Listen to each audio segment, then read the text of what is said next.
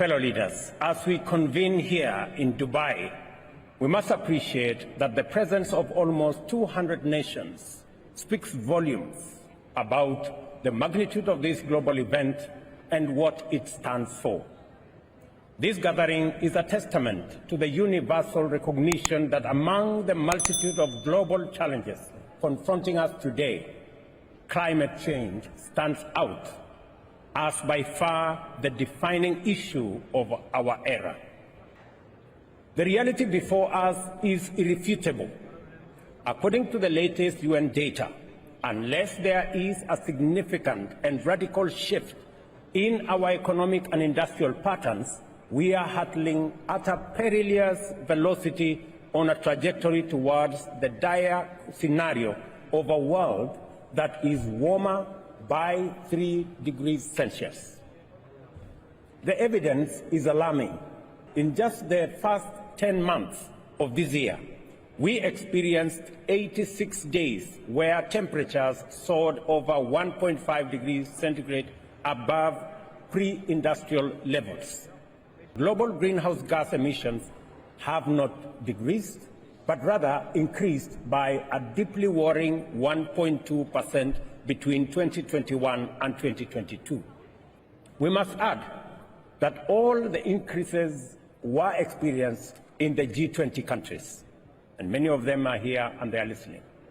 This crisis must never be seen as a distant threat.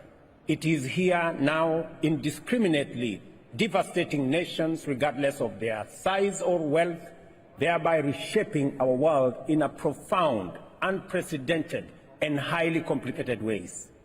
A stark illustration of this disastrous turn of events is currently unfolding in Eastern Africa, where catastrophic flooding has swiftly followed the most severe drought the region has seen in over 40 years. Scientific evidence clearly and strongly links these extreme weather events to human-induced climate change. Droughts are now at least 100 times more likely in parts of Africa than they were in pre-industrial era. This translates into a dramatic reduction in long-term rainfall, while short-term rainfall patterns remain erratic and unpredictable. All of us are already living in this dire reality. Kenya has been besieged by relentless torrents that have claimed lives and displaced countless communities. Beyond mere logistical challenges, the devastation further complicates the daily struggle for survival for many households and communities. The situation in our Horn of Africa region, in many other developing countries, lay bare the harsh reality of climate change.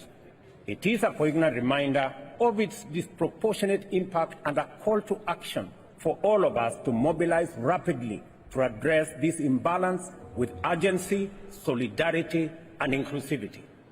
We are also here because we are convinced of our collective ability to effect change. Our mission for this COP is clear: to foster radical cooperation that steers the world firmly back onto a 1.5 degrees Celsius ceiling.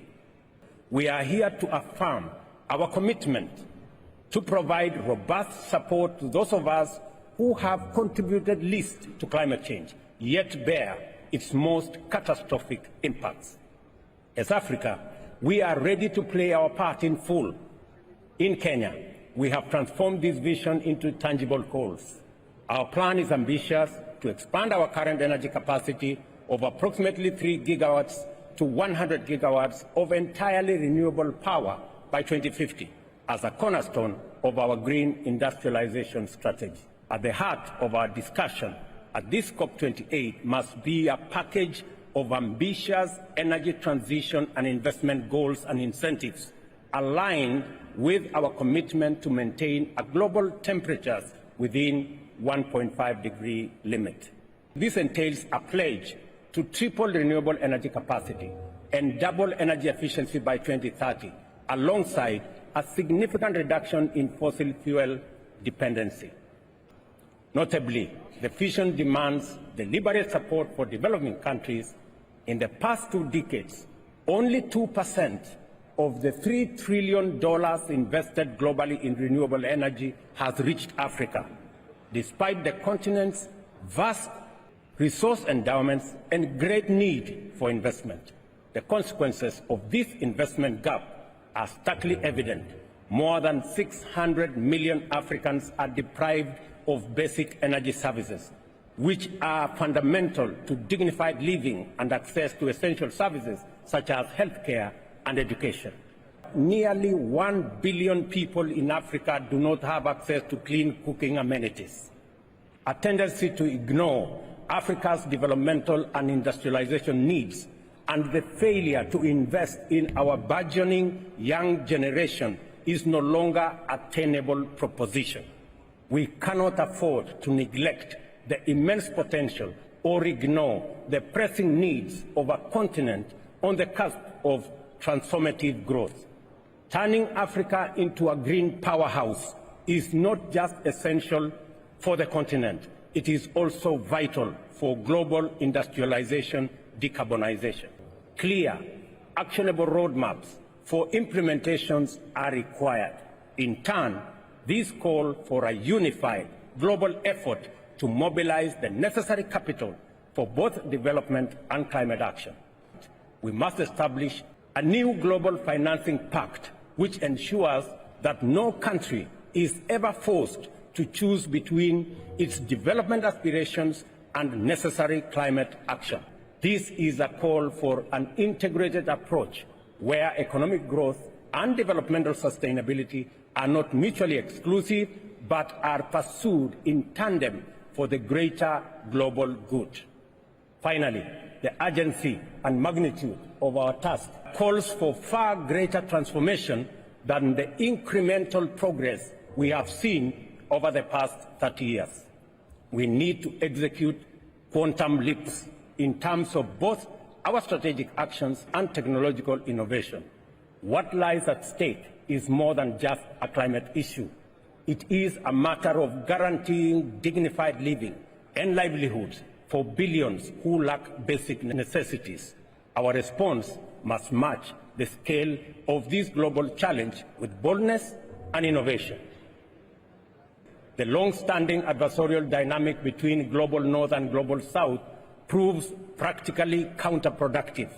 This division has hindered our ability to unite and leverage our collective strengths and robbed us of tremendous opportunities.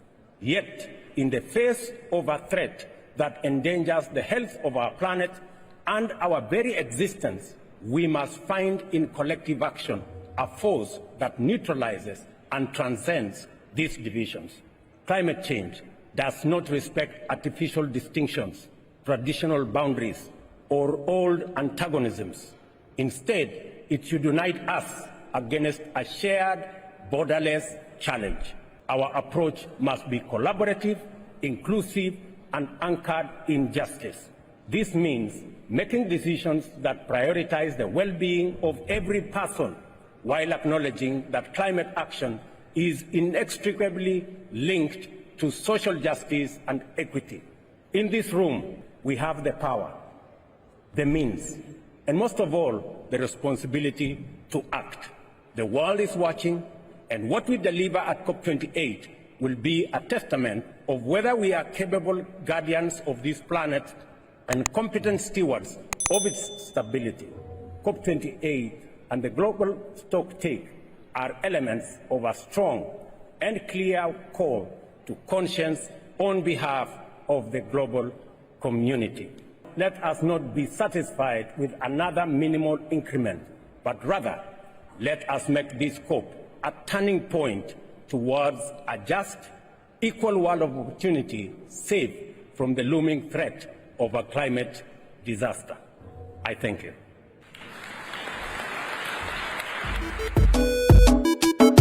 I'm a king, yes, I'm a king, I think I'm a king,